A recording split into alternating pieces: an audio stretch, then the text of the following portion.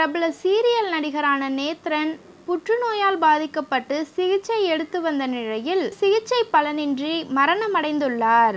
சின்னத்திரை நடிகரான நேத்ரன் பல சீரியல்களில் நடித்து வந்த நிலையில் சமீப காலமாக புற்றுநோயினால் பாதிக்கப்பட்டு சிகிச்சை மேற்கொண்டு வந்துள்ளார். இவர் தற்போது தீவிர சிகிச்சை பிரிவில் சிகிச்சை பெற்று வந்தார். இந்த நிலையில் சிகிச்சை பலனின்றி உயிரிழந்துள்ளார். இவரது இறப்பு திரையுலகினரை பேரதிர்ச்சியில் ஆழ்த்தியுள்ளது. கடந்த சில மாதங்களுக்கு முன்பு இவருக்கு புற்றுநோய் பாதிக்கப்பட்டு இருப்பதாக அவரது மகள் காணொளி ஒன்றினை வெளியிட்டு இருந்தது குறிப்பிடத்தக்கது. இவரது மனைவி நடிகை தீபா ஆவார். இந்த தம்பதிகளுக்கு அபிநயா மற்றும் அஞ்சனா என 2 மகள்கள் உள்ளனர்.